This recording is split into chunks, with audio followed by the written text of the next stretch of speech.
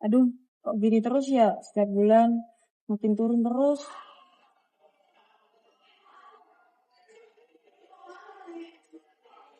Apa aku cek yang lain aja ya?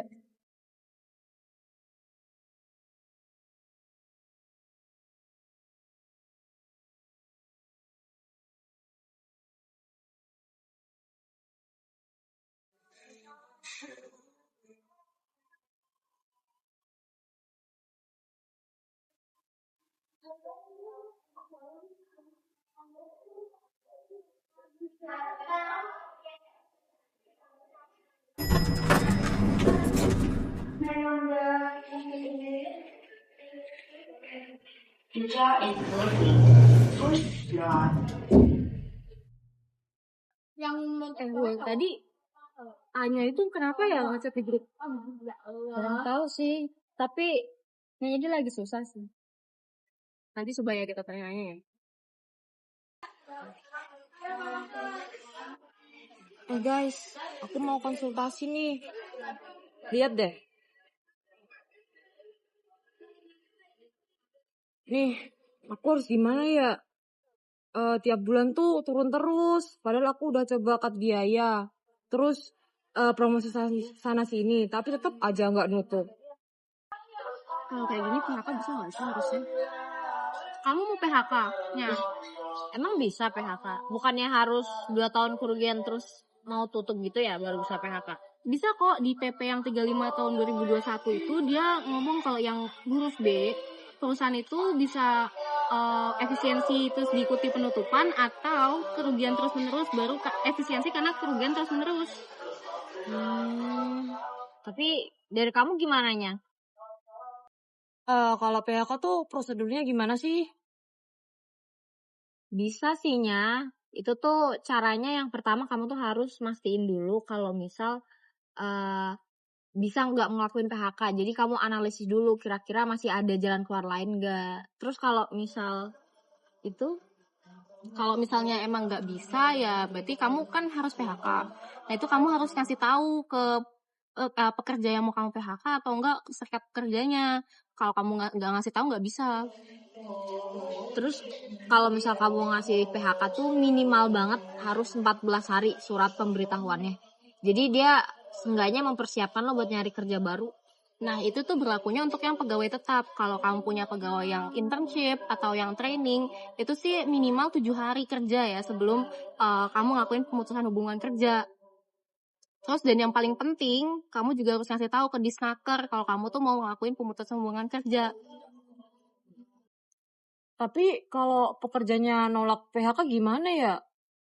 Sebenarnya sih kalau misal pekerja kamu nolak kayaknya, itu tuh di PP nomor 35 tahun 2021 di pasal 9-nya itu tuh dijelasin soal prosedural penolakan. Jadi tuh mereka nanti harus membuat surat pernyataan untuk tidak mau di PHK. Itu dengan alasan yang jelas. Terus maksimal banget itu 7 hari setelah kamu ngeluarin surat PHK tadi.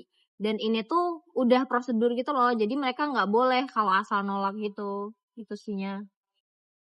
Nih, semisal nih, si pekerja tuh ngasih surat ke aku tuh surat penolakan. Terus aku harus gimana?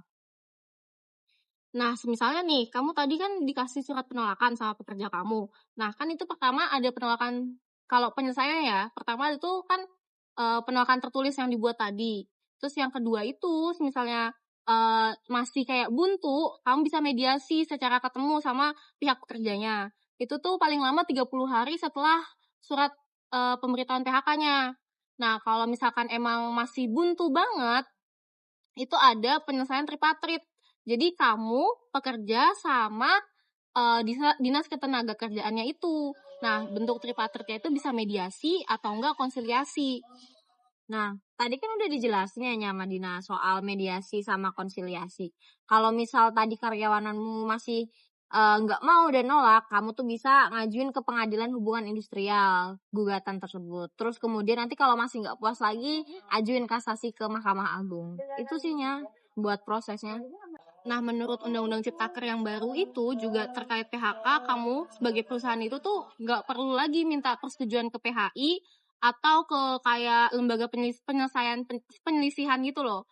Jadi kayak kamu bisa melakukan PHK, tapi ya itu harus ngasih tahu dulu ke pekerjanya.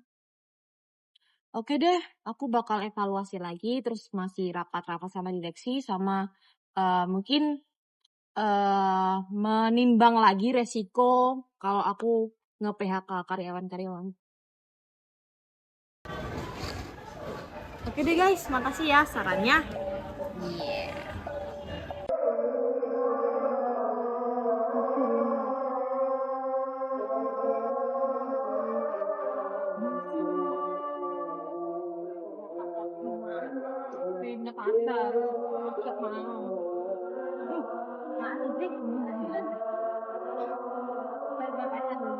Many months later.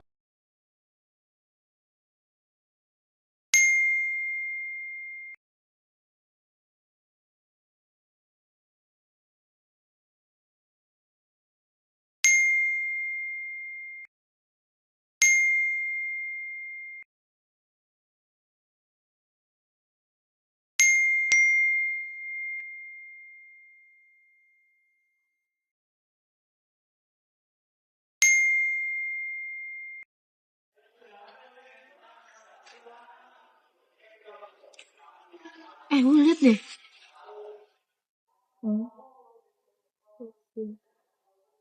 Kok bisa ya?